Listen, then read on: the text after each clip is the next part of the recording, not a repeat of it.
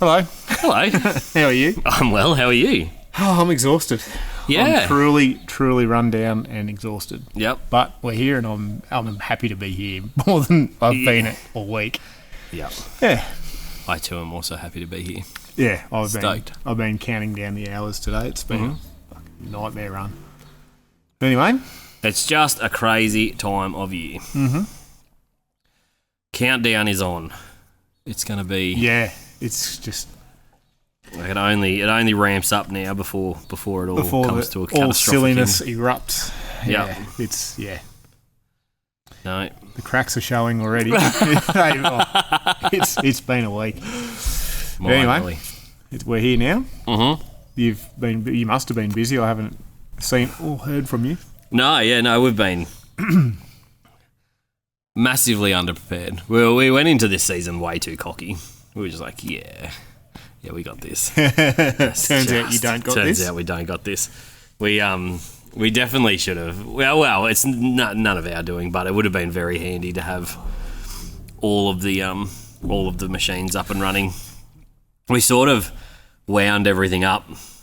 We know that marketing works really, really well with our product, and we've been like messing around with it for like a lot of years now, where we're like pretty proficient at figuring out what our market is. And the last couple of years, we just haven't marketed like at all. Yeah, because it just makes manufacturing just impossible. Like the volumes just go out of control, which is awesome because it's thanks to you guys, and also welcome. I guess we missed that. Yeah, we missed that bit. Welcome to another. They know they're welcome. Yeah, they know they're welcome. Welcome to another episode 23. Yep, it's mental. This is you can tell the mental drain on both of us. Yeah. No, we're working. So yeah, we had assumed that the last big pieces of machines would be here for this season. But when you're dealing with the government, it always takes a bit longer than you expect. So we ramped everything up and like started focusing a lot on, like growing again. But now we're doing that without the machines. Yeah, it's like preemptive growth. Yeah. We just wanted to make sure that, we're like, we'll be able to like deal with it. You didn't want your machines showing up and sitting idle for that's right. half a week. Yeah, or like this season and then not doing anything for, anyway, it's fine. But then I'm also like reasonably injured. Yeah. You're going to be slow for a little bit. It's like You probably should have done it in winter time. Yeah, it would have been a good idea. Super handy. So yeah, I'm pretty slow. And then next week I'm going to be even slower because that's surgery. Definitely, it's all booked in now. Keyhole? Yeah, keyhole. Super cool though. Yeah. So they're going to do keyhole top and bottom of my forearm, drill a hole through the bone. Yep. Pull the tendon, like bicep, through the hole. Yep. Tie a knot at the end and just let it fucking pull itself against it. Let it do its own thing. And then like obviously the hole in your bone closes up and then it attaches itself to that bit of bone again. Yep. And then it's fucking good to go. Yeah. Heap of like... We could probably just do that here. Oh, I was going to say, when he said, I was like, it sounds simple enough. Apparently there's a few nerves that are reasonably important in that area though. Yep. They all run down the inside of your forearm, don't they? Yeah, like there's two somewhere inside and top, I think. One of them's the nerve like pointing and thumb upping. Yep. And then the other one's like that one, like the twisting. That's the one that I've damaged in this wrist, is the twisty one. And they reckon that can, like if they slip or sneeze or something while they're fucking doing it, that can fuck you up pretty bad. But I remember can't be more fucked than it is now. Well, last time I did myself a mischief and cut all through the side of this hand to the bone. Yeah. I remember a cousin of mine, she'd done a similar injury and cut around to the back of the thumb and cut those. Oh, yeah. nerves. Okay, yeah, you fucked up. So, like, she had to do rehab to drive again, like drive a manual car and all this sort of thing. And I just remember driving to the hospital because I just was like, oh, there's a bone, I'll patch it up and we'll deal with it.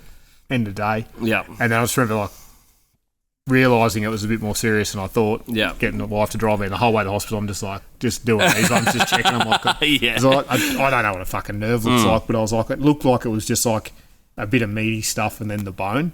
And I was like, I don't think I've cut any real bad stuff. Yeah. And I was like, I can still do all this nonsense. So, yeah, that was like just running through my head. She was actually cutting into an avocado or something. Yeah. And the knife like slipped off the pip and just bang straight through her thumb. Terrifying. Yeah. But yeah, well, that's good. At least I'll get it rectified, I suppose, and you can get back to full whack again. Yeah, it's going to take full whack will be 3 months after surgery. It should be like pretty good after that. Yep. Is it a pretty intense physio or not too bad? Just let it do its thing. Yeah, I think I don't know. I'm not a sedentary person, so I don't really know, but I think like physio is super important, obviously, and I'll do my physio, but I think it's more important for people that aren't like super active. Like if you get a big operation and then you go back to sitting at your desk, it's never going to get that full range of movement again. Whereas like, I don't know, I did this 3 weeks ago and it's like the doctors have said I can't wreck it anymore. Yeah. So it's like out of the sling, just fucking send it. Like who cares? You can't just manage the pain. Manage the pain. Yeah. And then it's like as soon as it starts working again, like it'll be back out of the sling again. Yep. And I'll be moving, lifting, pushing, pulling. Yeah, because you sort of know your limits. Yeah, that's right. Like, and you'll start getting fatigued or whatever, and you just go, I won't do any short, sharp movements or anything with it for a while. And you just adapt. Yeah, but like it will be moving like all the time. Like, you know, like I do physical stuff like all the time. So like I think eventually, it's not like you're gonna have to force yourself to move it. Yeah, that's right. It's not like I have to schedule 20 minutes in the morning and 20 minutes in the afternoon to do some light lifting activities. It's like that's just my day. Like I'm just lifting and moving stuff all the time. So I think getting it up to the point where it's like good enough to start just using it. And then once that point gets there, it'll be fine. Exponentially improve. And like they said, they're not cutting it. They're not like it will remember being a bicep. Like I'm not rebuilding a brand new muscle. Yeah, you're not putting a new muscle in from someone else or it's used to being strong. Yeah. It's like used to doing the stuff you're doing. It's just not attached to fucking anything anymore. So it's like we'll pull it. It'll freak out for a little while. And then grow back to what it is. But a super fun thing, he was, the specialist was messing around with it and measuring stuff and looking at stuff. And he's like, I'll just get you to like tense and like move your arm. And he's like, are you sure you like tore your bicep? I was like, like the ultrasound. Fairly certain, yeah. Pretty, like conclusive. He's like, let me feel your other arm. He's like, no, that's definitely different. Just tense that one again. He's like, that's your forearm. Yeah. He's like, you're jacked. I was like, so now I just tell everybody I'm medically jacked. Well, I've been medically diagnosed as jacked. I had the same with the wrist. Strong. Because I had to do the physio because the wrist stuff was, they give you like this really thick foam, like real heavy, like high density rod. Yeah. And you got to like physically like do straining motion. Yeah, okay. But yeah, she did the same. I had to do like your rotation of movement, and she was like, for what you do, you should be this and this, and I exceeded like rotation, and then I think the grip strength was it was supposed to be like whatever it was. Yeah. And I like did the grip test, and she was like, "Is that the sore wrist?" I'm like, "Yeah." She goes, "You're not pushing through the pain." And I was like, "No, I just went until I couldn't go anymore." Yeah. And it was like, I can't remember, it was like 58 kilos or 60 kilos. Yeah. And my good one was only like 72. And she was like, it should be like 35, 40. And I was like, I have spent 20 years. Yeah, that's right. It's like anyone in any physical swinging shovels or crowbars or anything. Yeah. She was like, fuck, you just, like, from here forwards is just super ambidextrous and strong. And robust. Yeah, so I've literally been moving it my whole life. Like, I think, so I think a lot of their, like observations and a lot of their like obviously they have to cater to either the laziest or the lowest common denominator, and then that's the advice they give everybody. Set the bar low. Yeah, they go like, so if you are not muscular and you live a completely sedentary lifestyle, this is how the recovery is going to be. Yep. Instead of being like, you're a youngish guy, like we're not old, but like a youngish fella, super active. Yeah. Like I know my gut doesn't probably show that, but it's like a very physical job and like pretty active. Yeah. So like I'm reasonably confident that it won't be as bad as they reckon. Okay. No. And I'm like probably just optimistic maybe, but like I've busted myself up pretty bad a couple of times, and like it's never been that bad. Yeah, you get through it. Yeah. My father-in-law, when he got his knee replaced, it was like, because he's always been a super active guy. Yeah. And they were like, oh, we'd like to hopefully get you out of bed and start doing physio like day 2 after the operation, I think it was. And he was like, 5 a.m, day 2. Let's go. Let's go. He's like, oh, if I swear at you, if I scream at you, do not stop. Like, I want this back working. Yeah, like, let's just get into it. Yeah. She's like, we can just do a little bit. And he's like, we went to see him on day 3 or 4. He's like, oh, I fucking hate that physio. Like, she just takes full pleasure in making me hurt. But he was like, I'm not mucking around here. It's like, get up. It's super important to get up and get moving after an injury. One of my mates, and you know him, exploded his spine, in like a pretty bad way. And most people with his injury end up not being able to walk, or at least have to walk with like a cane, or like a wheelie walker or something. And he reckons, so it was like 2 days after the injury, and he could start feeling his toes curling up. Yep. And that's like part of the thing. And he was like, fuck this, like I'm not accepting this. So he like forcibly got them to make him walk. But he was like passing out because of the pain. Yep. Like he pushed through it. But he like walks fine now. But he never allowed the nerves, because apparently once a nerve dies, that's it. It's fucking dead. But if you make him keep firing, he equated it to something very similar to having to learn to walk again. So the nerve, like the pathway in his brain, that was the pathway that he used to walk before the injury, didn't exist anymore, because obviously that part of his spine was really badly damaged. Yep.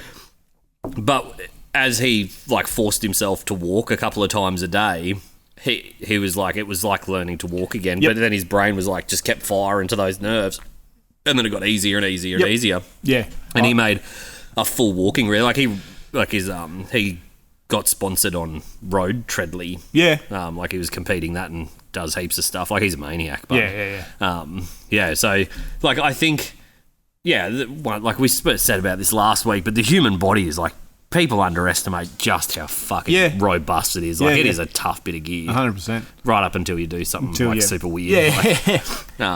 But I worked with a guy who had a similar, he had, I can't remember if it was like a bulge disc, or he had fluid build up on his spinal cord, and there was like a percentage chance they had to operate regardless, but there was a percentage chance that they'd nick a nerve and he'd be the same. Yeah.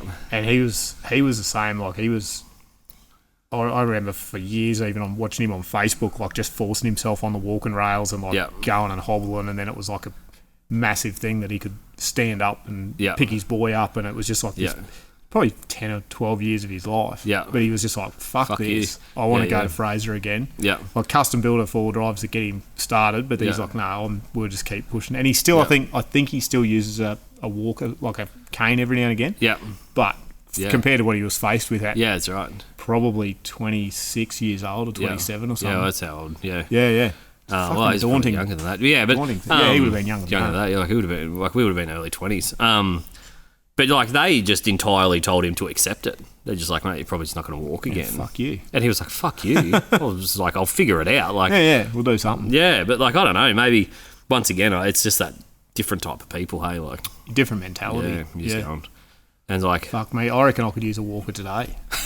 my back is killing me. Oh, it's just been one of those. Yep.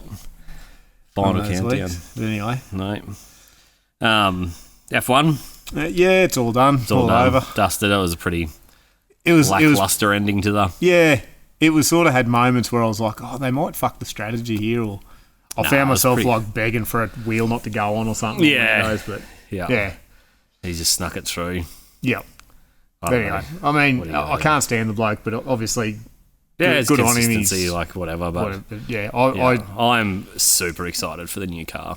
Yeah, I can't wait to see what that actually. I'm really hoping I stayed up and watched it live. Did you? Yeah, so okay. You were really excited. Yeah, well, I was already up. I was like, it was about 11:30. I was like, I'll just go to bed because I normally get up at like 4 and watch it before work. And I was like, fuck it.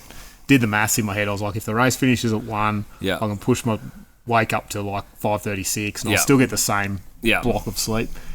And I was on like the KO Facebook, like, getting ready to talk, like, can you guys get some fucking Aussie commentators? Yeah. It was just a fucking British wank Yeah. fest. I was like, love the Brits, but fuck me. They were just like, it was non-stop. Yeah. I was like, give it a rest, guys. Yeah.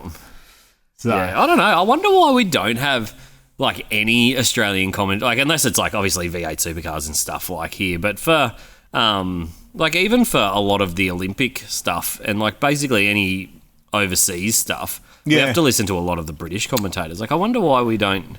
I think it's probably just to do with licensing. Like, obviously, KO licenses on Probably Sky, super and expensive. Sky's Yeah.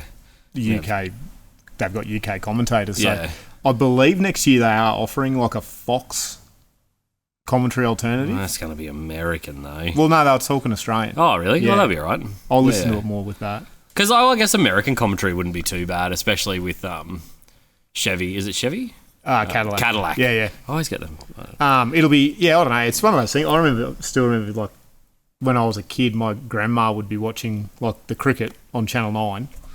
She'd have the cricket on, TV muted, Yeah. and she'd have the ABC radio on the broadcast because she's like, I hate the TV commentators. They're just crap. Yeah. So she'd be listening to the ABC radio commentary, but watching it on the TV. That's pretty clever. Yeah. She was, and always, it was like Yeah. every single time, Yeah. Our population just isn't big enough to do anything. Like, it's so crazy. You know what take an absolute stab in the dark, the country with the fourth biggest population in the world is? Like, you guess the first three. You'll guess the first three, like, easy peasy. Fourth? Yeah. So first three are China, India, and America. Yeah. America's third. But, like, Germany? China's, like, 1.4. Yeah. India was like 1.2 or something billion. Yeah. And then the third's America at 375 million. Yeah. Like China has like more than a billion people, like Where are a they getting billion more people. Where are they getting their data from? Well, that's true too. Like, that's a crazy amount of people. But the fourth one's not Germany. Do you want one more guess or you're not going to guess it? Indonesia. Really? Yeah, it's the fourth biggest population, like I populous suppose there's a country. shitload of little islands. Massive, man. Oh, well, like that Jakarta island by itself has like, I can't remember how many, like, I think it's like 25 or 75 million people just on the island of Jakarta. Wow. Like, it's a lot. But I didn't know it was the, like, I would have guessed maybe Singapore or something like that, like another one of those, like, Asian countries. But, not Indonesia. And 70% of their population is under 30. It's like it's one of the only ones in the world. Like we talked about Japan the other week, Korea and that they're basically facing extinction because their population's like in the 70s or whatever it is. Like they're decimated and nobody's having kids. Whereas they're about to go through like a huge boom. Because Indonesia might just move into Japan. Yeah, well I don't know. Well, it's could just move into Korea. I guess like it's not that far away. Yeah. There you go, Indonesia. Shout out. Super interesting. Yeah, we do a bit of stuff with Indo, but I'd never really considered it as like a mass population density area.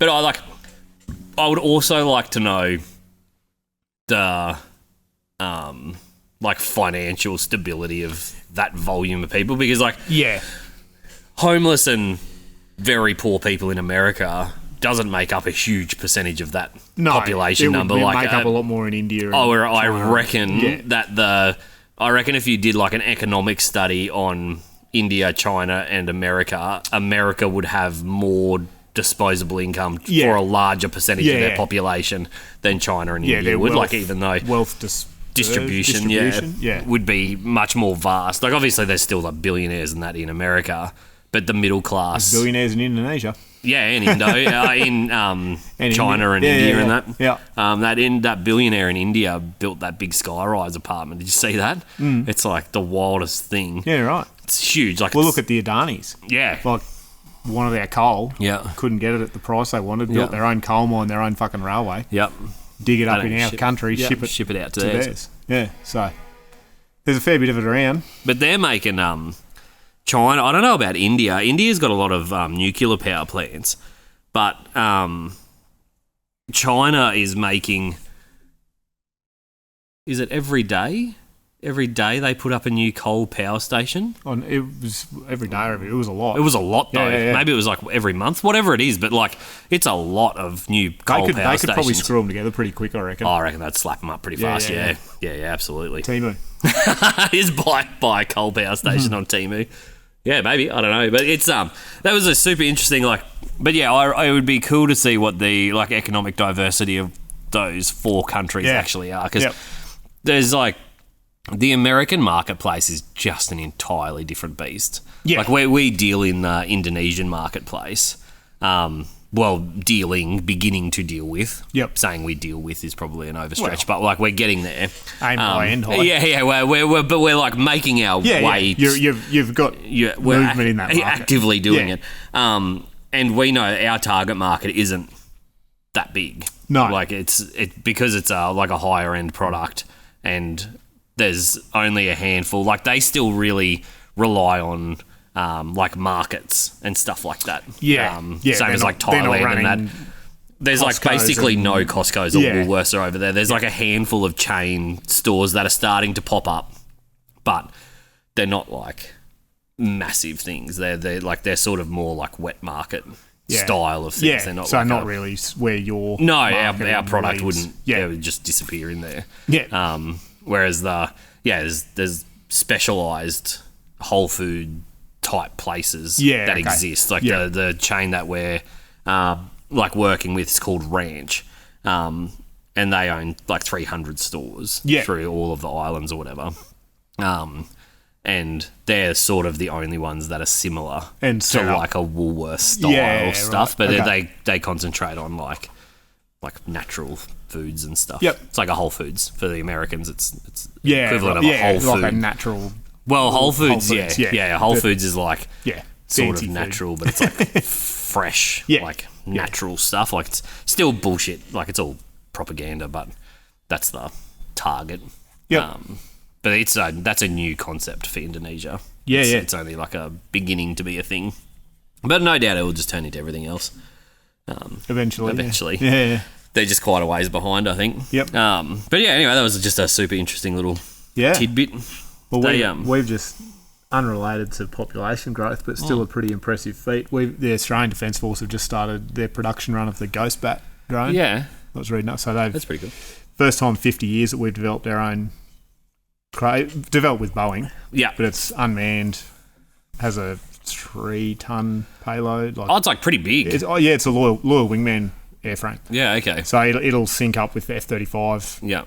And they'll be able to run like one pilot to 4 Ghost Bat drones, and they carry like an under nose payload. Yeah. So they can send them in if it's too hot. Yeah. That's pretty cool. So the RAF designed them. Yep. And did all the prototype work with Boeing, and now they're going into production. Cool. Here? Are they making Brisbane them here? and Melbourne, yeah. Cool. Yeah, very cool bit of gear. They look like a scaled down, like the old... Oh, they got a bit of a nose on them, like the old stealth bombers, like before they went to the tactical Dorito. Yeah, okay. Tactical Dorito. Like the Blackbird, was it? The SR-21 Blackbird? I got no idea. When you see them, you'll know what I'm talking about. Yeah. They're like a scaled down fighter jet. Like they're not like a drone. They're like and they're jet engined? Yeah, take off and land, run the Boeing engine. Yeah, that's it's super cool. Yeah, it's so cool. I love stuff like that. Yeah. Yeah, so they'll be able to... I don't know if they got ground control or whether they just like mimic the Bluetooth to the Bluetooth to the jet next to them. But yeah, maybe they'll work with our wedge tails as well. Yeah, okay. Like well, maybe the recon. Maybe the Navi in the back controls maybe them. Something way above Probably, my head. Yeah. And I'm sure they're not going to tell us. No. I'm sure that's part of the proprietary. No, but they will do. Yeah, they will use them a lot for recon work with the wedge tails as well. So yeah, okay. Yeah, very interesting. Cool. That is cool to see a bit of Australian industry. Yeah. Stuff. You know, like we haven't really had anything cool since like probably the Bushmaster. Yeah, the Bushmaster was the last, cool. like the thing that we built that everyone was like, "Fuck, we need that." Yeah, like that is what super cool. What everyone needs. So yeah. I was just reading up on it this morning.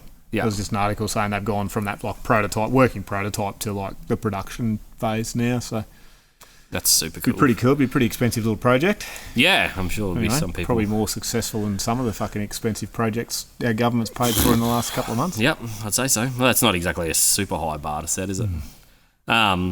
talking about not super high bars to set with drones, did you see that drone disaster in China? No.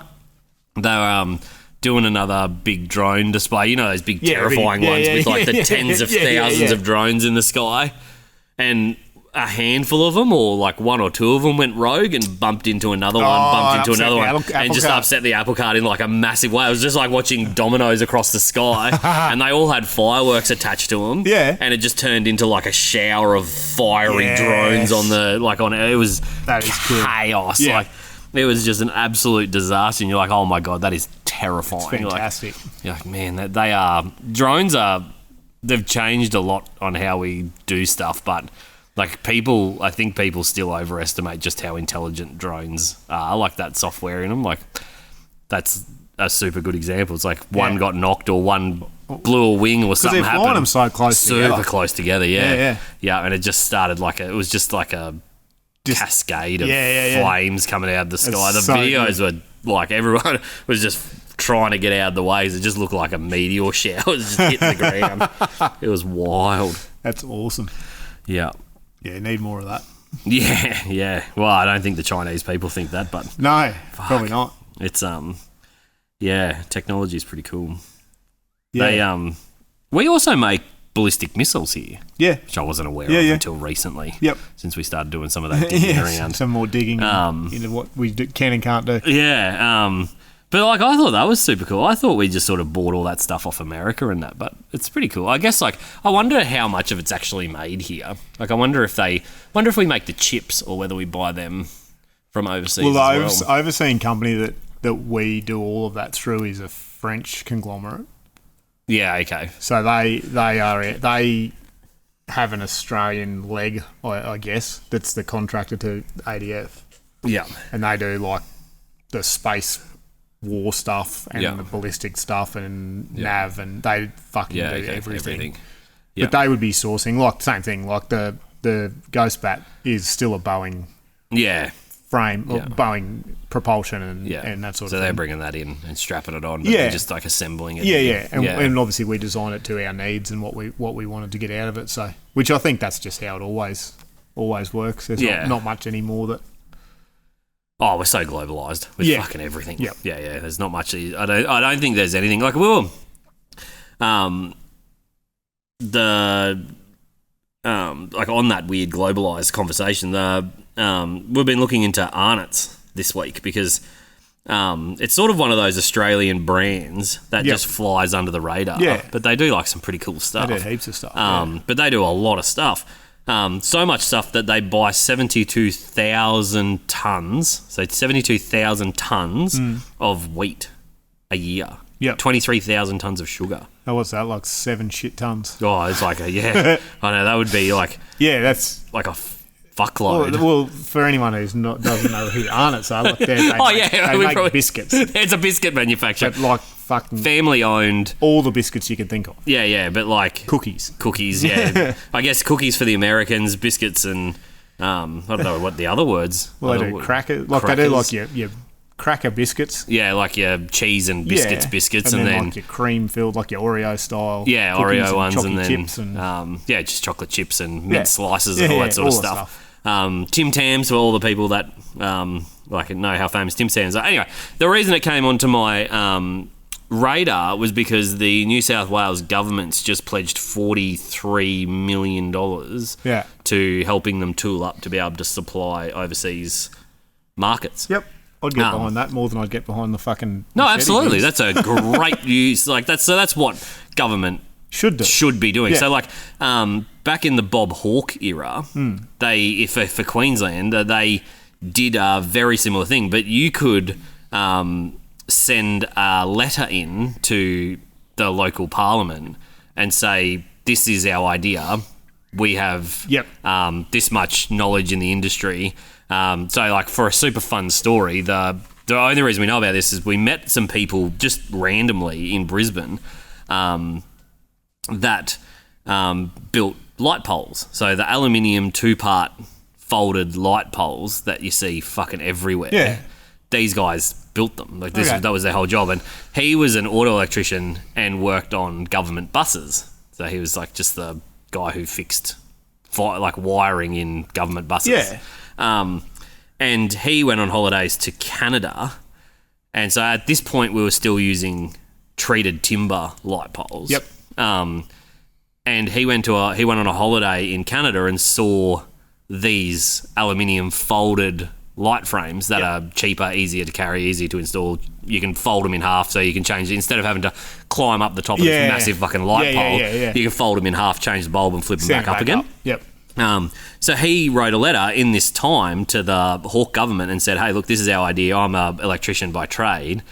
We need this tool. We need this much space." And the government bought the stuff for them. Yep. And then said, you need to go your hardest, but you has to stay here always. Yeah. You own it, but yes, there was no payback scheme. There was no. But they just got a huge leg up. Yeah. But they pretty much made that. They just made every light pole. Yeah. For Queensland basically forever. And they sold the business. Paid it forward to a young fella that was working for him. Like they helped him out get back because they were old and super wealthy, and they were just like, get into it, son. But I was like, you don't hear enough of that stuff. Like, imagine if they did that, encouraged industry. But I was just amazed, and then we started looking at how much Arnott's actually do. And it's like, this is an enormous company, but they don't own their own farms. I was super amazed. Yeah. So, even though they're a huge company, they still, because I would have thought eventually they'd just buy their own wheat farms. Yeah. Because it would be cheaper to farm wheat than buy it on the grain market. But I guess if you're buying... until you have a bad season. Yeah, I guess so. At least if your usual supplier has a shit season, you can just leverage to another... Well, I guess if you use a grain broker, they know that you use about 72,000, so they're always going to have 72,000 up their sleeves. Yeah. That would be my only thought.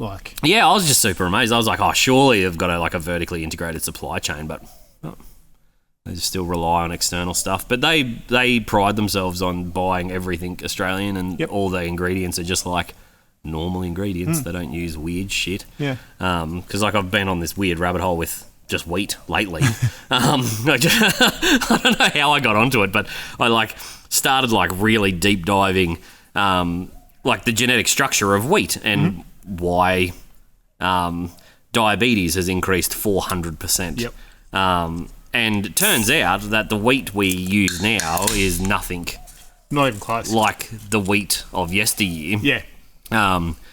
It has heirloom varieties of wheat had 14 chromosomes.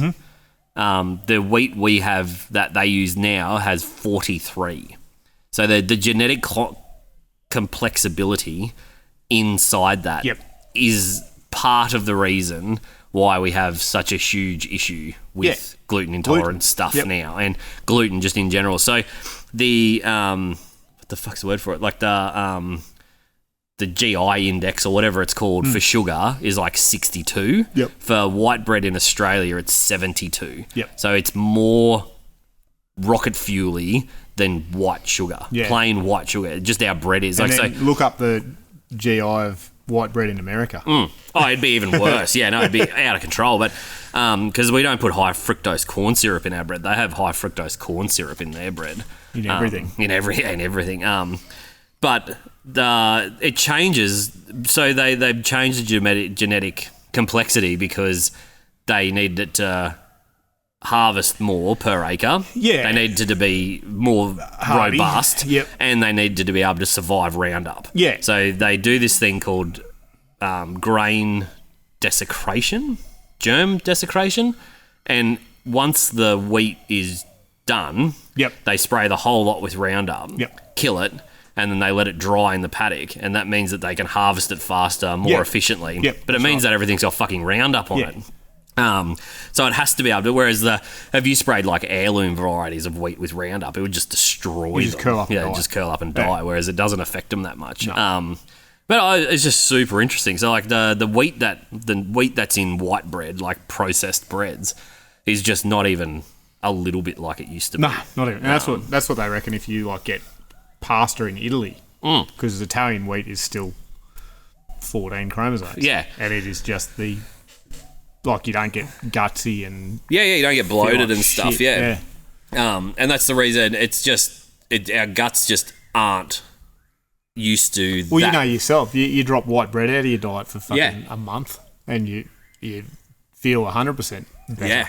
Yep. No matter what. I mean, I love white bread. It's the best. Well, it's addictive as shit, Because right? it's fucking sugary. But yeah, but it's because for millions of years we've been eating this other wheat that our body recognises as wheat, and it just doesn't know what this is. Yeah, it's just because it's something new. too It's only complex. 50, It's not 50 brand new. years, 60 years. 1880 Yeah. it was created. Yeah, so 80, what's that, 80 years? Yeah, something like that. No, it's 140. Yeah. It's 140 years, 140 dummy. years. Yeah. Yeah. He won the Nobel Prize for it because it was to feed a nation. Oh, maybe it was 1980 because it was after the war. That's a that fucking would've been- long time after the war. I have to look at that number again. But it was don't it was do it was designed. Fuck these guys. But yeah, that was the whole thing behind the it. whole purpose of it was that there was a booming population after the war, and they had to come up with a cost-effective way of feeding heaps of people. Yeah. And so the old wheat types take too long to make bread from. Yeah, you have to leave them overnight. The yield per acre is not that much. Yep. It's- Your planting and harvesting windows are a lot smaller. a lot smaller. Yep. So they needed something that was way more commercially robust. So the old mate genetically modified a wheat crop, and that's now just what's used widely today. But that's why it was they physically had no way of feeding the amount of people that were starting to need to be fed. Yeah. And they were just we need to make more bread because it's cost effective. Yep. And so that's what they did. Yeah, right.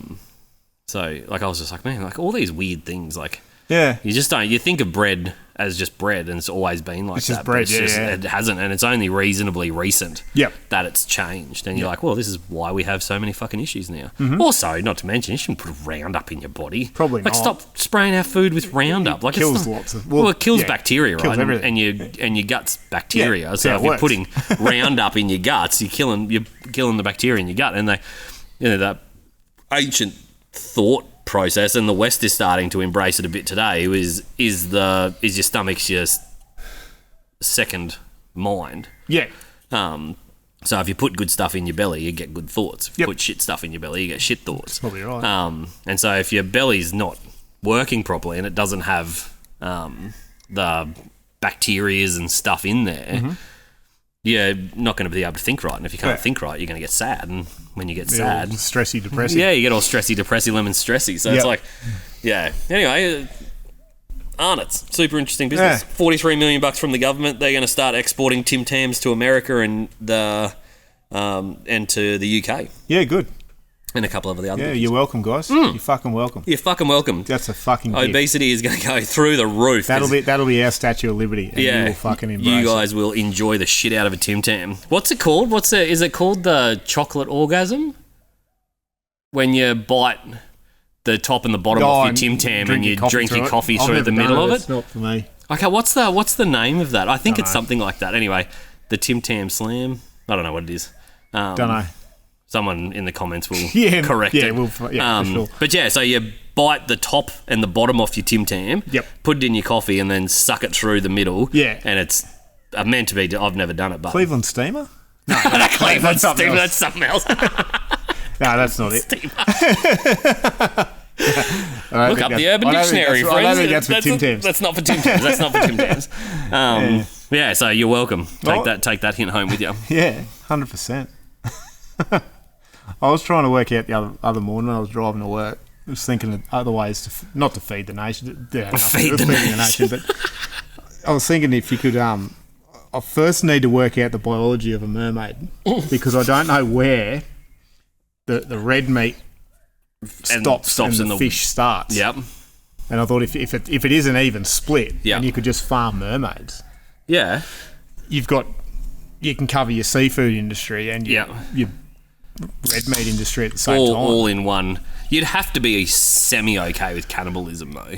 Oh, yeah. Because they're sort of people. Yeah. Well, yeah, but that depends. Well, I don't know. Because if they're fish meat all the way through, then it's fucked anyway. I suppose they're just a big fish at that point. Yeah, and they're probably more endangered than whales. Yeah, well, so I might have one for a while. So. But I was just like, I wonder if there is like a clear line if you like filleting it up and you just go white meat. Oh, we're into the red meat into now. the red meat now. Yeah. Yeah, I don't know. I just thought that's a good way to diversify. Do fish have red blood? Yeah. Yeah. Yeah. Yeah. But they got that flaky white flesh. Yeah. But I just wonder if it's only in the tail. Yeah. If you just where you cut the tail off, if that's fish and the rest is... Do you reckon you could you could industrially do surf and turf. You reckon you could industrially farm mermaids? I reckon they might, right? The problem with they've got intelligence. They've got intelligence. Yeah. So this is where I was going. Is we don't really farm anything that shows more intelligence than us, right? Yeah, that's because that's why we don't eat monkeys. Yeah, because we're yous are too fucking smart. They get mad at you for eating their mates, right? Yeah, and you start that's how you get Planet of the Apes thing all over again. Yeah. So we farm things that we deem, whether they do or not is a completely different topic, but we farm things that we deem to have lower intelligence than us, or at least less of a will of rebellion. Because even goats get fucking mad. Goats get real mad if you keep emus? them in. Emus get real mad, but we don't farm emus either. Well, we do. We do, yeah. We have emu farms, yeah. And the eggs. Yeah. Fucking massive eggs. Big eggs. Big omelets. Yeah, you only need one egg. Maybe we should sell more emu eggs, because instead of having to buy a carton of 12 eggs... You don't need one. You'd need but then you got to eat up. Yeah, I can't portion it down. Yeah, you're right. You'd be feeding 12 people or nobody. Yeah. You'd have the world's largest omelette. And do emus lay one egg a day like a chook? I don't know. I don't reckon they would. Those eggs would take a fair while to make. Yeah, they're pretty big birds, though. Fucking oath, they're big birds. They definitely wouldn't lay one a day. They're definitely not intelligent. No. No. Emus are. Well, they're inquisitive. They're inquisitive, not intelligent. Yeah. Because you can lie on your back out in a paddock and trick them. You can. If you're ever in a paddock with an emu, lay on your back and throw your feet up in the air and start running through the air and see what happens. They'll come running. They'll come running. Then you jump up and scare them. Yeah, that's right. Or you can do other stuff. You jump up and scare them. But I don't know. I didn't think of the intelligence thing. Yeah, but then what are they going to do? I don't know. Stop breeding? Yeah, I suppose. By choice, I guess. No, you're right. But then you'd have to find a merman. Are they a thing? I don't know.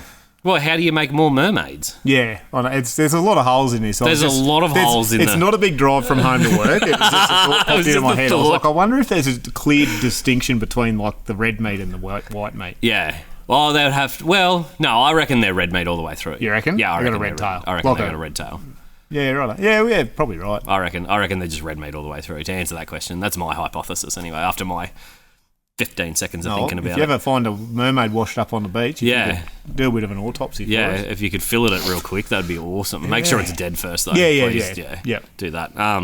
But I think the breeding of the mermaids would be the issue. Because, I don't know if... Well, I guess, who is... Aquaman is a merman? Yeah. Was... who's the god of the sea? Olympus is...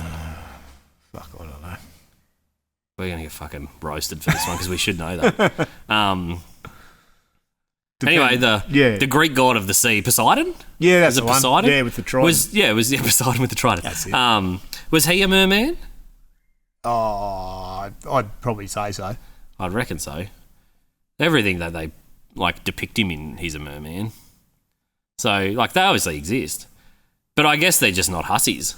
The mermaids have just got a bad name because they lure sailors in and eat them because they come from the Irish folklores of sirens. The original mermaid. Yeah, they just I think was it Disney or somebody made mermaids into a kid's story, but the original stories of mermaids come from sirens. Pretty annoying. Yeah, and they weren't pretty. They just had a good song. Yep. And then sailors used to go and try and find where the singing come from. Yeah. And then they'd get dragged into the water. Yeah. And to got eaten. Yep. That's where mermaids. That's where the folklore of mermaids comes from. Ariel's a pretty new concept. Yeah. The friendly ones. Mm. Yeah, you'd have to watch them. Yeah, for sure. You got to watch all that stuff. Doesn't matter if they're mermaids or not. Yeah, you're right. Yeah. Yeah, but anyway, that's just how my brain sometimes operates at 7 o'clock in the morning. Yeah. Because they were also talking about meat and stuff. I was listening to a podcast today, and you seldom think about it because people are always talking about like different types of foods and stuff, and like what do you call it, like conscious farming and that. And they like made a very good point, and it's a very well known point because like the Asian countries eat a lot of bugs. Yep. So bugs are the most efficient source of protein. Yeah, like to farm by and a to long eat. shot. Like so by a long shot there. Very, very easy crickets and that. Yeah, they're very, very easy. Snails and all that sort of stuff are very, very efficient to farm, and they, for their size, pack a huge protein density. So do you reckon cavemen and that ate a heap of bugs? Because like you never really think about it because every depiction of cavemen and that is like the big drumstick leg of a fucking dinosaur. Of a dinosaur, or like they've got a big chunk of red meat on a stick over the top of a fire. I reckon they would have. Crickets, I reckon. But you reckon as they were like hunter-gathering and like on a hunt looking for the next dinosaur to eat, you reckon they were just like picking cockroaches and grasshoppers and stuff and just eating them? I'd take grasshoppers and that over a snail. I had they eat a lot of snails in China. Yeah, Mum and Dad like had river snails. Yeah, they like those river snails. They're like gritty. Yeah, and they're like it's the same as any. Just like a fucking pistachio or something, just like a couple of crunches and down the hatch. You reckon you cook them? Nah, you just smash them, pluck them off the ground. I reckon. Because there's ants in Australia. I don't know about anywhere else in the world, but there's a special variety of ants here that taste like lemon, like little lemon pops. Like their little tail, their little back things like bright yellow. Yep. And you eat them, and it just tastes like a sour, like a lemon candy. Like it's really yummy. Yep. And so you'd eat them like all day long. Yeah. As like a little sweet treat. Little treat. Yeah. But like, I never. Sure. And well, I reckon. I don't know. You reckon grasshoppers in dinosaur times were a bit bigger? Maybe. Well, like eating an apple or something. Yeah. Well, those like rhinoceros beetles were the size of leaves, like big leaves. Yeah. Back in the prehistoric days, like they were fucking huge. So that would have fed a heap of people real easy. Yeah. Yeah, shit, yeah. I reckon I've seen some stuff on one of those, like Our Planet or whatever. Yeah. The ones that Morgan Freeman narrates. Yeah. And they had, like, them big, like, centipedes. Yeah. But they were, like, 1.5 metres long and half that'd be a metre easy high. to throw a spear through. Well, you just cut them. That'd be your fillet between each little segment. Everyone hold the 2 legs and just fucking just eat through it. The middle. Yeah, it comes like pre-segmented, like a pizza. Yeah, like a pizza. Yeah. You just like strap it onto your back, your little centipede slice for the day. You just get your fire going and have the start of it over the fire. And when that bit was done, you just drag the next segment over, pull that one off. Here you go, bud. Next one. Here you go, bud. Just keep. Perfect. Yeah. Why don't we more of it? Let's genetically engineer some centipedes and make them big again. Nah, Starship Troopers. bring back the centipedes. Bring back the big centipedes. Yeah. No, I reckon they would have eaten bugs. They would have had to. They would have had to. It's just never, until today, it was just never even like it wasn't a thought that crossed my mind even like a little bit that they would have had a more diverse diet than just eating meat. Well, how many millions of years were they eating shit before they invented fire? Well, that's they would have just been picking up stuff. This is a super interesting topic too because they've recently discovered in one of these Turkish dig sites a little vial that was made of clay or whatever, and they replicated it, and you can carry an ember for weeks without it dying inside these little pots. And so they're hypothesizing that that's how before they like in quotes invented fire, or like I guess not invented fire but had the ability to control fire. So turn it on and off. Wait for a lightning strike and fucking race over it. Light a heap of sticks up and then race back to camp. So like before that was your job. Your job's the fire go-getter. You're just sitting around. Bundle of sticks in your hand running after lightning. Yeah, that would have been a tedious job. But yeah, so like before they had the ability to like turn fire on and off, start fires willy-nilly, carry a little ember they just used to carry little embers in there. They reckon they carried little embers, so when they moved camp they just kept a little ember from their last fire, and I think they said it can last up to 3 weeks in these little vials, and I've got no idea how that works, but they reckon the science is there. And so they just wandered to the next campsite, put that little ember down, started the next fire with existing like fire. a little Zippo lighter. Yeah, but it's like a little pocket ember. And then they just continue on like that. And I was like, oh, that's, once again, not even a logistics thing that I'd considered. Wouldn't being even like, think about it. if you don't have the ability to control fire, but it's basically like a part of survival, especially back then. It's the only thing that keeps you warm, keeps predators away, gives you light. If you don't have fire, you're fucked. Yep. And also, the other... Well, I guess not. I've answered my own question before I even said it. But, like, we obviously can't drink water out of creeks. We have to boil water. Yep. It's recommended. Yeah. Otherwise, you get really sick. Yep. There's the air compressor. There's the I forgot to turn off. We got everything else right. 23 episodes in, it's the first air compressor appearance. Lucky it only runs for 48 seconds. Council found that out. After a noise complaint the week we moved in. Yeah, drinking water. Yeah, so we have to, because I guess we've got weak stomachs that aren't used to it, but there's people that exist in Indonesia and Mexico and that can just drink water. Like, have you ever watched that Alone show? Yeah. There's like 12 people or whatever, they put them on an island and you've got to survive by yourself. And it's not like Survivor, they just leave you alone, you got to record everything for yourself or whatever. There was a guy from South America, and he never once boiled any of his water. Just drank it straight and never got crook. He was like, no, I'm super confident. Well, it depends on where you are too. Like, yeah, well, everyone else boiled their water. And one person didn't boil their water and got like real sick. Yeah, and this maniac went through like 3/4 of the whole thing without lighting a fire once. Because he was like, it's a waste of energy. Once I light it, I've got to keep it going, which means I've got to go get sticks and I've got to do this. And his whole thing was like, I'm just not going to use any water, any energy. So he'd get up in the morning, go get his pot, take it down to the creek, have a big gut full of water, go back to bed and sleep. And he brought a block of salt with him, a pot and some other stuff. And because they like vet you out if you're like starving and your blood pressure gets too low and medic you out. Like, so randomly they just like come. They don't really talk to them. They just make them check, make sure they're alive. Yeah, poke them with a stick. Poke them with a stick in their little can.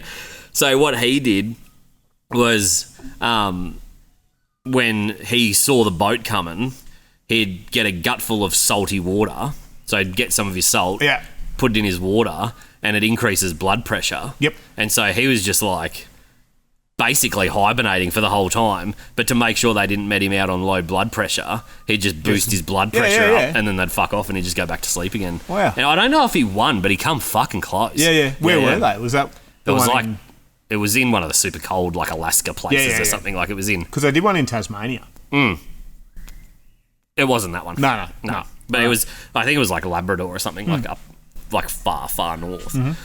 But that Australian one was atrocious. Like, it was an embarrassment. And like, to be fair, the first Alone episodes that were made, the American ones, were nowhere near as good as the newest ones, because everyone's obviously learnt like survival techniques, tricks. So it's evolved and people have gotten like significantly better at them.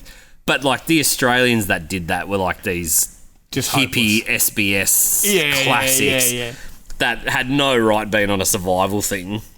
And like, none of them lasted. I think like the longest one was like 4 months or something. Like, it wasn't very long. But anyway, that's drinking water, because like there's a whole lot of logistics of like cavemen or hunter-gatherer tribes or whatever that we just never think of, because we have so many conveniences, like a Zippo. Like, we never have to think of like starting a fire. No, it's reaching your pocket. Like reaching your pocket. You've got like your pocket ember, but it's like a sophisticated using version. a flint is not something that a lot of... I'm sure plenty of people still use a flint and a stone and a striker and can light a fire, but it's not like... The closest thing I've ever come to, like, we used to just mess around with this stuff just for ferro fun. Rod is what I meant. The ferro rods, so like, I can pretty like consistently light a fire pretty quickly with a ferro rod. For people at home that don't know what a ferro rod is, it's like, I think it's flint. It's flint. But it comes in like a stick, and you strike it and it makes little sparks. You either strike it with a rock or you strike it with your knife or whatever, and it just makes a shower of sparks, and you put that on like small tinder and it smoulders, and then you Yeah. build a bigger and bigger and bigger fire. The best thing for it is collect the lint out of your dryer and a bit of Vaseline. Yeah. Just work it in with your fingers and you keep it in a little fucking Ziploc bag with it. It'll start with a ferro rod in any weather. Yeah, okay. Yeah. That's pretty interesting. Yeah, really good kindling. Yeah. And the Vaseline's like petroleum based, so it takes the spark really well. Yeah, yeah. Yeah. Yeah, because I've seen all those, like the survivalist hacks of getting like a little cotton bud, putting Vaseline on that and putting it in a little Ziploc. Same thing. It's just there's a shitload of lint in the dryer. In dryer, just use that up. Or steel wool on a car battery. Yeah, still red hot, real but you'd need a car battery. Yeah. But if you were Yeah. broken down in your car, you could probably... You'd have to have steel wool. But yeah, you could start a fire. If you're broken down in your car, you can start a fire pretty quick. Yeah. Like with a few things in your car. But if you're driving an EV, they just fucking catch on fire anyway. Yeah, whether you want it to or not. Well, that'd be the reason you're broken down, and then they'd catch on If you wait fire long enough, anyway. it'll catch on fire. Yeah, that's right. And then you won't have to worry about it because you just start a wildfire, and then you won't have to put one out. That fire won't go out for a long time. Yeah, You'll be right. You'll be sweet. You'll be sweet. It's like that truck at the bottom of the range that started that fire because he pulled over. Yeah, he pulled over. Fucking, Worst thing you can bad. do. Yeah, don't do that. We lost a lot of gear. Not a lot. We lost a bit of gear like that with those real hot days. You go out west in summer. Yeah. And the bitumen's literally like setting on fire behind the truck. Yeah, if they're carrying something real heavy, worst thing you can do is pull up. Yeah. You just if you keep driving, it'll just keep falling out behind you. Yeah, that's right. Pull up, and then next thing the trailer's on fire and the machine's on fire. And it's like all the time. Uh-oh. Yeah. Anyway, that's fires. Yeah. The weird bit of news this week, since we haven't done a news topic for a while, and it's old news, but I've only just recently learned about it. There's a lady called the Crypto Queen. Have you ever heard of her? No. So she started a crypto, like trading company, I guess. Yeah. But it was an entire scam. No. Yeah, just for something different when it comes to crypto. Yeah. But the whole, she never intended on being a good crypto platform. She just got a heap of investors and stuff like that in on it during the bubble. This is like in 2022. Collapsed it, walked away with $4.3 billion in crypto, and fled. Yeah. Became number 5 in the FBI's top most wanted people. Yeah. Yeah, and they found her in Cape Town. Yeah, right. Yeah. Just She got chilling. like a lot of trouble. Big slap on the wrist. But I was like, man, that's like, you don't hear. There's not a lot of stories like that anymore that you hear of. Like $4.3 billion is a big Ponzi scheme to do quickly. Like that takes a fair bit of. It's like she was obviously pretty intelligent. Yeah. So why not do a good thing with that intelligence? Why? Yeah, but there's a difference between intelligence. I think you've probably got a combination of intelligence, luck, and greed. Yeah. Right? So maybe she just fucked into it and was like, holy shit. Yeah. And panicked and then just bailed. Maybe. Like you and I've talked before about the Russian credit card skimming. Yeah. You know? Oh, so interesting. Yeah, explain that to people. Because that is an amazing scam. Yeah, well, that was the longest running one that they did. How many were involved in that? Two. Two blokes. Yeah, it was 2 blokes. And they'd set up a scheme to skim a very small percentage off every credit card transaction. Yep. But they backdoored Visa, basically. Visa, and so every time someone swiped a Visa card, it came up as this. It was like a surcharge. Yeah, but it was just the banks never published it in your statements because it was accounting error. Yeah, so it was minuscule. Not even. It wasn't a cent. It was just under a cent. Yeah. But the way compounding works is when billions and billions of credit cards are getting swiped all the time. Every day. Because it was worldwide. It was worldwide. It was part of their whole network. These guys were making money hand over fist, and nobody picked up on it for years. It went for 5 years. Until they got greedy. Yeah, and they got greedy and they put it up to a cent. Yep. So it was then no longer a clerical computer error. It was an actual currency, 1 cent. And so it started popping up 1 cent, 1 cent, 1 cent on all these people's transactions. And they got them. And people started looking into it. And the banks were like, what the fuck is this? And they got them. They pinged them after a gazillion. They could have done that infinitely. They could still be doing it. Yeah, and nobody would have ever known because it was just part of the system. By this point, it had been happening for so long that nobody was even looking into it. Yeah. But they changed it to a cent. Got greedy. fucked it, got greedy and ruined it. So yeah, maybe she just like overexerted and was like, no. Yep. Because it's not always intelligence. That fucking the Hawk Tour girl. What's her name? Oh, what was her name? Anyway, she got involved with some dudes that convinced her to do her own crypto coin, and they fucking they folded stacked her it and then folded her up in with it and took all the money, and it that was when it was just going, well, like with Elon with Dogecoin and that, like it just, and all the GameStop, like all that sort of shit, it just goes fucking quick for 12 hours, and then you're either at the winning end or you've been done out of your money. Yeah, because there was people who were like, they'd done themselves 30, 40k on that. Yeah, on that Dogecoin, not Dogecoin, Hop, whatever. What was her name? That's crazy that we can't remember that, because that was a no one even knows who the fuck she is anymore. That was a cultural phenomenon, wasn't it? Like, that was a weird thing. Like, anything can go viral, I guess. I don't know. We it also makes you wonder, was it like conspiratory? Like, when stuff like that goes viral, it's tinfoil hat time. We haven't tinfoiled hat for a second. When stuff like that goes viral, I wonder how much, like, organising goes into that, because they kept that going for ages. Like, there's heaps of people that have, like, just randomly gotten a viral clip, right? Yeah, and it goes viral and then it disappears and then nothing more happens from it. But she was, like, on talk shows. She was going to UFCs and like, she was super famous from like this one stupid clip, interview.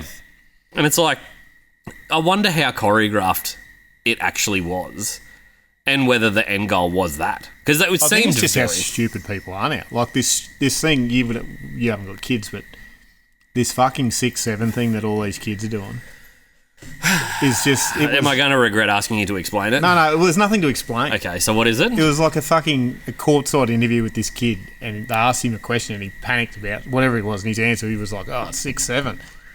Fucking every kid, I've threatened my kids with like dental tooth removal if I fucking hear them say it. It is just everything. So in what context do they use it? Fucking anything. Oh. So it's just like a retort. This weekend was the 6th and the 7th, and they're like, it's 6-7. It's fucking retarded. Yeah, okay. But it's global. Like, it is. That's every parent you talk to is weird. like, what the fuck is this? Yeah, wow. Stupid. And just sweeps. Like, some stuff just clicks on, doesn't it? 2 fucking numbers. Yeah, that's it's just weird. I don't get it. There must be just like a... But then, like I said to Danielle, it was like, remember the old what's up? Yeah. Phone? Like, that went around for a long time before the internet, so... I don't know. I guess Vines and shit. Well, maybe we're all stupid. It just seems. We're definitely monkeys. Maybe we're just more stupid now. Maybe I'm just getting old and cranky. You're just old and grumpy. Yeah. Nothing's funny anymore. Things are funny. Just not 6-7 though. Just not that. Yeah. Well, I don't know. Like, it just, some things just capture a moment. Like they just like, obviously it. What was the most recent one? I'm trying to think of it while we're talking. But there was one that happened like recently that just went absolutely ballistic everywhere. And you're just like, how does this happen? Well, especially now, everyone will sound grab it for their fucking reels and their TikToks. Yeah. Well, that's the thing. Like, TikTok makes it super interesting because they encourage you to use like a trending... other people's content. Like a trending thing, right? Like, so you just like remix what's trending to your version of it, and then they share it more because it's part of that trend. Like trend. Yeah. And so that seems pretty psyopy to me as well, because like that's manipulating people's behaviour with a reward. Well, it is owned by the CCP. Yeah, that's exactly right. But like, that's manipulating people's behaviour with a reward of more views, right? So if you follow this action, we will give you more views. You do what everyone else does. You do what everyone else does, and we will give you more views. So you fall in line with this trend. Yep. And we'll push your content. If you don't, it just gets lost. Yeah, you're a nobody. You're a nobody. Yep. And so to me, that's a really, I don't know if concerning is the right word, because like, that's just how people act, right? Like, people will mimic behaviour that they think gives them the best outcome. Like, very, very infrequently do you have a conversation with someone that's a genuine, like, a back and forth debate on, like, we're good at it because we've known each other for like forever, and we've built a little tiny platform on that because it's rare. And we can share some super cool stats, I guess. I don't know whether we will or not. But, yeah, we'll be posting some because they were very cool. Yeah, they were very cool. We didn't realise that Spotify, everyone who's got Spotify knows about Spotify Wrapped. Yeah. And it gives you a breakdown of your most listened to songs and whatever. But they actually give you one if you're a creator as well. Yeah. So we got the same Wrapped video, but for our podcast little things, and it's in the creator app. So. Yeah, and they call it the Spotify Creator Wrap. Yeah.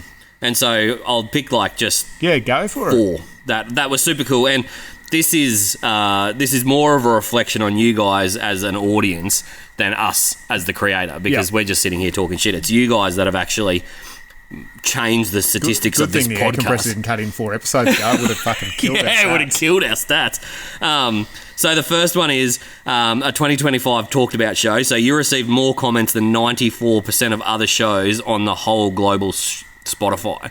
So that's not competing with just like little potties. Global. That's global. That's not just Australian podcasts. So was that 94%? 94%. So we're in received the top 6%. Top 6%. Which is ridiculous. Which is absolutely absurd. A 2025 instant hit show. Your debut season was more popular than 91% of other shows on Spotify. Yep. So that's another. We were pretty little pumped up. Oh, I'm still super pumped. Yeah. I still review this all the time. Yeah. A 2025 marathon show. So we got a gold award for this one. Fans listen to your content. Fans listen to you for longer than 86% of other shows on Spotify. Yep. That's crazy. And then two more because this one's pretty interesting. So the top countries that we're listened to, Australia is obviously number 1. United States is number 2. South Africa is number 3. Romania is number 4. Shout out to Romania. That's awesome. And then number 5, the top 5 is Spain is the 5th one. So that's super cool. So shout out to Scott and John from Warfighter for the American. They've definitely pushed our US stuff massively. So without them, I don't know if we would have broken quite into the US the way we have. And so, thank you to them for the support. South Africa is pretty cool. Romania, though, that's a super weird. We don't know anybody in Romania. I don't even know where Romania is. I wouldn't be able to find it on an atlas. But we appreciate you guys listening. And then this one is probably the most mind-blowing stat is your show was in the top 25% of videos on Spotify. Yep. Yeah, so that's absolutely absurd. For how we set this up and how we do it is ridiculous. It just goes to show you don't need a production team. No. You need... We do this in a workshop. A phone that's less than 5 years old. Mm-hmm.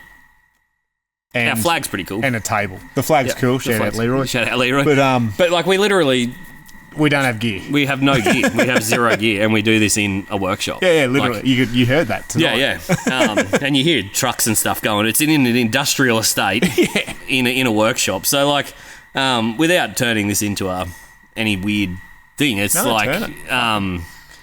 anyone who wants to do this stuff, do it. Honestly, it's super rewarding. It's really fun. Yeah. And you don't need... Your brain will always tell you that you need more gear. You need more stuff. You won't be able to do it unless you fork out on all this mixes and all this stuff. We spent $13 on a tablecloth. I know, we're pretty chuffed. It's a pretty nice tablecloth, But you don't need much at all. No. And so just get into it. I was talking to some fellas yesterday about starting... For them, I was not involved in the starting of it whatsoever, but they were just talking to us about wanting to start a partnership with each other, but they just didn't know where to start.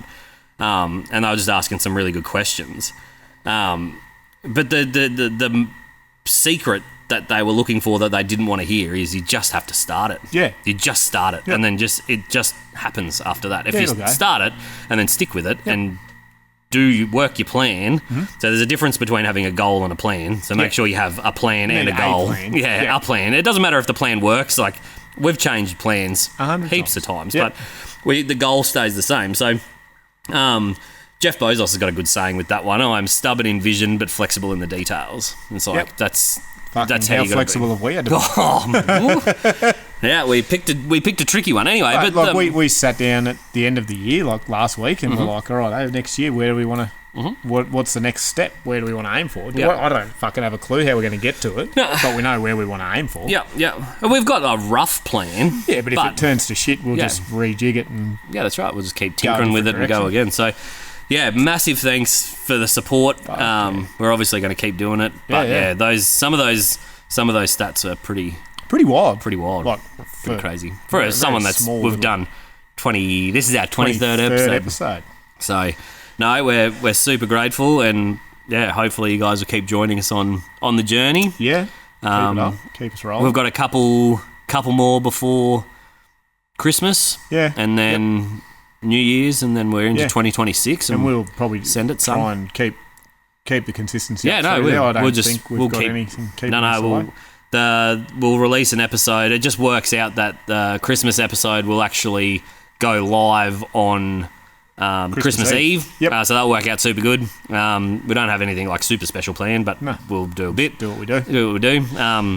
And then, we'll just keep trundling along, and hopefully you guys come along for the drive and or the ride probably. Yeah, ride, whatever it is.